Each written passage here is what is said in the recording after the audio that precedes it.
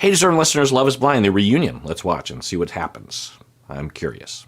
In watching it back, that was a very intense time for you, and you almost refused to let Nick leave and break it off. How was that like for you watching it back? Okay, I understand.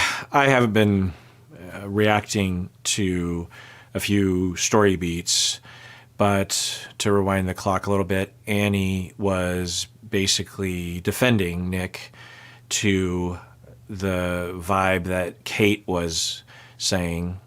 So Kate was reiterating that she was hurt by the way that Nick was in the pods, that he was saying, I love you to both, right? And Nick was being very apologetic, almost like over the top, maybe performative, I don't know. I could see a scenario where Nick genuinely, because he was saying, watching it back, he was like, I was disgusted with that. And I think that's quite possibly true. And yet, in this scenario, when he's apologizing to Kate for saying, I love you, when and then when the apology happened, he wasn't really fully disclosing what was happening or didn't have that great of an explanation. He's now saying all that was wrong. I was wrong. I hated seeing that. I don't know. But it almost kind of fits with Nick's way of talking. Not that he has an well, maybe it is a little exaggeratory or just an odd way. And then Kate said, the way you were saying, you'd be there for us, or until we're 10 feet under the ground, I love you, that kind of stuff. It sounded like you were on ChatGPT. I mean, one, we know that wouldn't be possible because they don't have their phones or computers or anything, as far as I know. But they also, I would say that AI wouldn't come up with that. Because that's not a typical, AI is basically an averaging of things, and depending, because there's training that happens. Anyway, point is that I hearing that, if I saw that on a, so if someone texted me something like that, I would assume that it was really from the heart because of how strange it was, Now, we still have to wonder what was going on. But he did say, I did care for two women, and I've never been in a situation like that. I didn't navigate it well at all, and I'm really sorry. So that's consistent with the way it looked, was that he had feelings for two women, and he just didn't really know how to navigate it. And he even said, like, I was caught up in the moment. It wasn't right. So, yeah, that kind of makes sense. Makes me wonder if he even saw my reaction video, because by this point, who knows? God, I hadn't thought about that some of the cast members might have even seen my reaction videos. And sometimes I'll role play things. Did I just see that? I don't think so, but Anyway, so he was being apologetic, which was good. And then Kate was being cool about it, saying, oh, thanks. But then she says that's, you're being mature about it. I think meaning a double-edged sword there of just like, you're being mature, which is good, but you're also being like, seemingly dishonest with your over maturity or something. I mean, I'm putting words in her mouth, but then she literally said, "Is it performative? I don't know." And then Annie stepped in and said, "No. I don't. I believe what he's saying, and I'll stick up for Nick." So that's big of Annie to do. Then they ask Annie, so there was other things that happened that I will. So they haven't gone to KB and Edmund yet. I'm curious about them. They haven't gone to Allie or Anton. They've already gone to Megan and Jordan.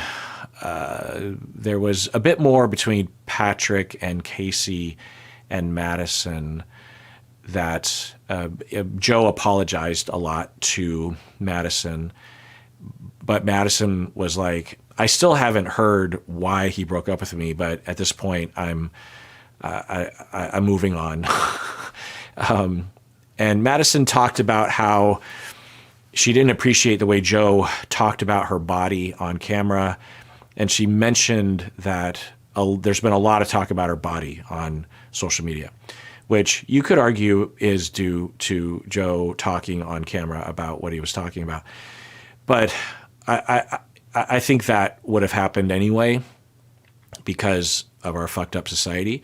So I wouldn't blame Joe entirely for that. Could you blame a little bit of that on Joe? Sure, I guess. But really, it's the mobs and the comments and the bullshit and all that stuff. I've been saying from the beginning that the narrative that people will probably have is that she's not thin enough, and therefore that's why Joe is hesitating. But we have no idea. That is a beauty standard assumption that often doesn't pan out in reality, because humans are not necessarily slotted into the beauty narrative that is dominating, especially online culture, that kind of stuff. So we don't know. And he even said, if you watch the show, it was true. I mean, we were fucking and fighting. So there was chemistry there. It had nothing to do with, body or attractiveness. So if we believe that, which I think, and Madison didn't really refute that. She was just like, yeah, I guess we did fuck a lot. Now, could you not be attracted to someone enough, but also have sex with them? Maybe, I don't know. But it really looked, as soon as they were in the hot tub together, even after he was saying, she's not really my type. But, he's kind of reeling from the experience, and maybe he's not very good about what to say and what not to say. He's being honest, I guess. And but the way it looked in the hot tub was they couldn't keep their hands off each other, and they were reportedly, according to the two of them, Madison included, at the party. She's like, oh yeah, we're doing it all the time, and so now what that doesn't necessarily mean 100% chemistry or attraction or something. Anyway, but there were a lot of things pointing in the direction that attraction was there. So, but I thought that was interesting that Madison mentioned that, and I'm glad she did. I wish she would have also pointed the finger at society and, indicted the audience as well. Maybe she did and they cut it out. I don't know. But yeah. So now they're asking Annie, what was it like watching the breakup and watching how you reacted to Nick breaking up with you, how you resisted. She was intoxicated, 1. 2, I think she was trying to convince him to continue to the altar, right? Maybe as a way of saying, give me a chance, or that kind of message, which would be fine, right? Most people getting dumped will do that. Give me another chance. Give me a month. I'll prove to you. So I think it was that, or it was her wanting to be on the show longer for some reason. I don't know why she would say that on camera. She was intoxicated. She sometimes exhibited unwise decisions on camera. So anyway, let's see what she says. I think I was chasing the feeling of being in the pods, of being so in love with somebody that I could picture my life ahead, that I wasn't quite willing to give that up. But watching this back, I can see myself forcing the entire relationship. Interesting. Yeah, this is, I think, the way everyone should talk. And good for Annie. And I would have, I said this during my reaction videos, that even when she would, under high intoxication, exhibit behavior that was like, oh, what's going on there, she would pretty quickly recover. And even when she was intoxicated, like there was the moment, the final fight that they had, where Nick seemed to be the one perpetuating it. She's like, I don't know, it just seems like you don't really love me as much as I love you. And he's like, oh, and he started to kind of lean in. And she's like, oh, but it's fine, it's okay, I'm okay with that. And I know that you love me, and okay, and she was like, and he kept it going. So this isn't really surprising. Plus, I'm guessing she's not intoxicated, so her brain is free to operate. But yeah, so this is the reaction that I would just hope that everyone could exhibit on camera, which is they just got done watching it, and the thing to put forward that you can safely say without any kind of PR problems is, boy, did I cringe at myself a lot. Like, when I watch myself, I'm like, what are you doing? Oh my God, that was embarrassing. And, here's some context, but I'm sorry, Nick, that I was, even if you walk away and you talk to your therapist and your friends with the other side of the story of like, well, I also saw Nick being a total dick. I mean, unless like with that one guy from that season that was cheating on Monica, Steven, right, with a PH, in a situation, yeah, go for it. It's pretty discreet in terms of the problems. Like, you don't need to beat around the bush. Or maybe not even say anything because the truth just speaks for itself. I think that's what happened. From my memory, I don't think Monica really blasted him. at least as much as what was deserved, right?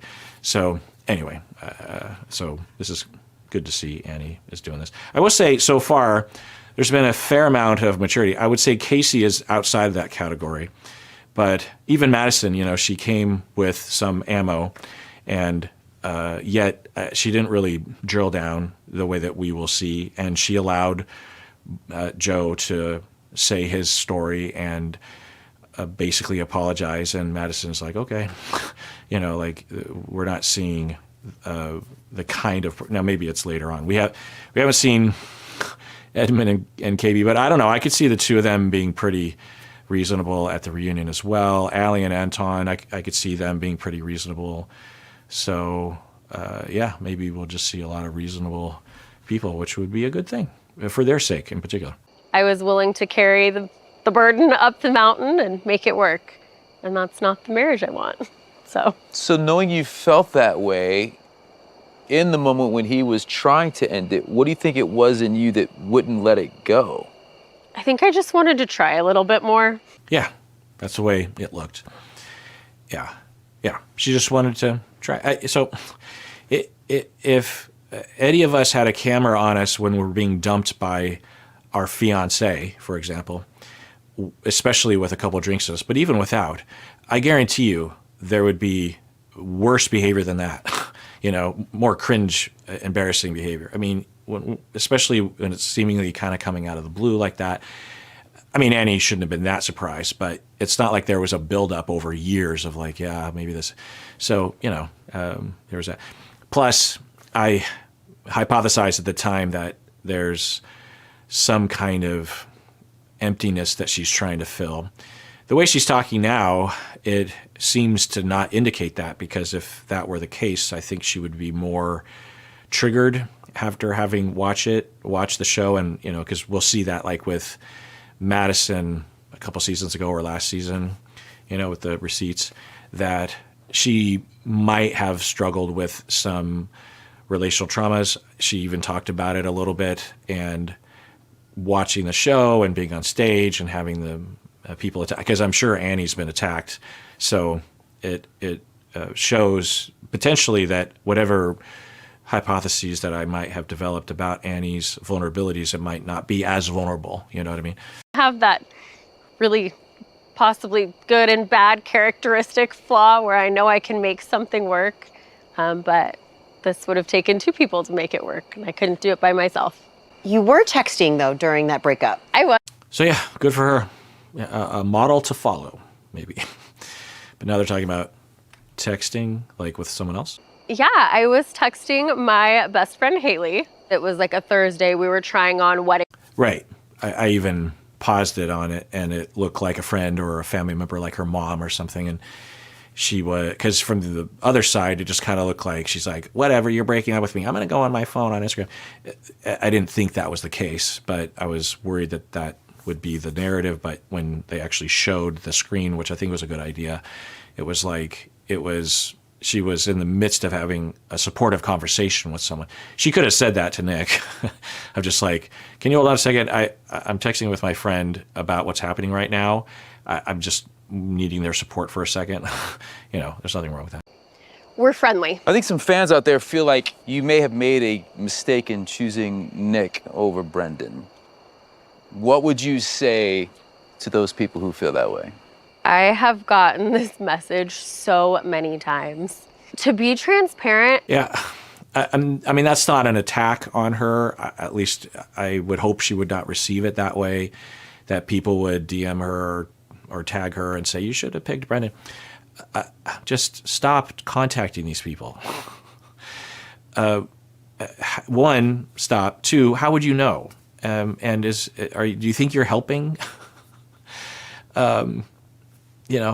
If you want to send something, just say, hey, I hope you're doing okay. Or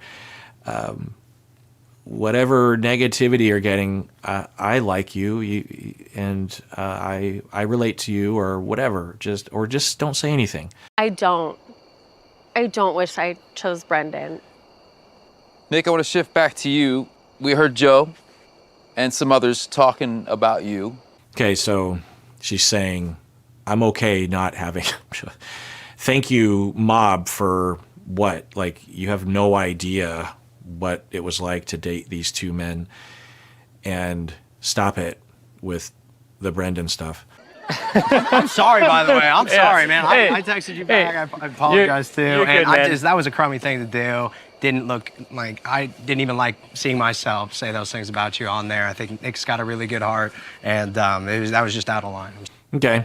Yeah. So Nick is saying after watching that, he texted Joe and said, we're good, meaning, I don't know, I'm not taking it that hard or something. And then Joe was like, oh my God, I'm so sorry. That was awful. I shouldn't have said that.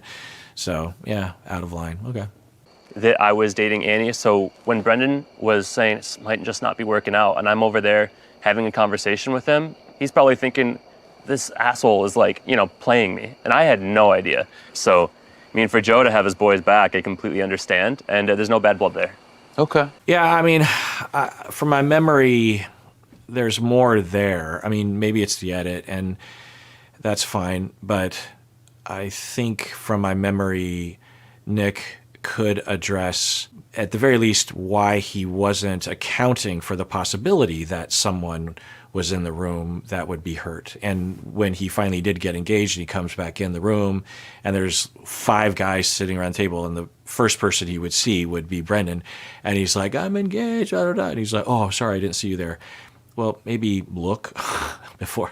Now, is it okay that he was celebrating? Yeah, it's fine. He should. But there just seemed to be a little bit of a blind spot there. Now, is it possible that he could legitimately say, and if we could read his thoughts or get a lie detector or something, that he would say, I was legitimately not aware of X, Y, and Z, and if I knew, I wouldn't have done X, Y, and Z. Maybe, is it a high crime, what he did? No. I think at that phase of the show, we're often looking for signs of personality. And there was a number of kind of odd things you see about Nick, and then you add that onto it, and you're just like, oh, so is he generally a problem? Is he generally fake? Does he generally lack empathy? Is he generally narcissistic or something? But after watching the whole season, after the pods wasn't really any indication of those things. Now, does that mean they don't exist? No, but it's just kind of interesting to keep that in mind in terms of looking at the big picture, and we just didn't have much data at the time. I mean, we still don't really. That's why I live in the mountains, bro. What- Stay away. I was not there, Vanessa. I was not there. That's just so not true. We're cutting that right now. That is not true. Okay. All right, I don't know. But to catch you up, so Kate is saying that after the show wrapped, there was a lot of dating across the aisle, if you will, and that Kate also was starting to date Brendan. And then one night at a big party, Brendan was all over Casey, and Casey was all over Brendan. And then Casey's like, that's not true. And then she says, Patrick was there. And Patrick's like, no, I wasn't there. What are you talking about? And okay, Kate even said, I didn't really date Brendan. We went on one date. So is it possible that Brendan went on one date with Kate, and then at a party was starting to flirt with Casey or something, and Casey reciprocated? Yeah, maybe. I don't know. It sounds like it was a bit of a chaotic scene. And from my contact on the show, she informed me of even the cast members that we know of, there were multiple love triangles and squares and pentagons, and there were people that we didn't even know that weren't in the edit. Like I think she was telling me that Anton had had like another person until the very last day or something like that. I can't remember if it was Anton, but so it would make sense, and maybe it would be even kind of wise after the show wraps for everyone to say, well, I did connect with that other person. You just maybe not want to do it while you're drinking at a party or something. Now, Kate is saying they were all over each other. Casey was saying, no, we weren't. I don't know. All right, well, that does it for that episode. Everyone out there, please take care of yourself because you deserve it. You really, really do.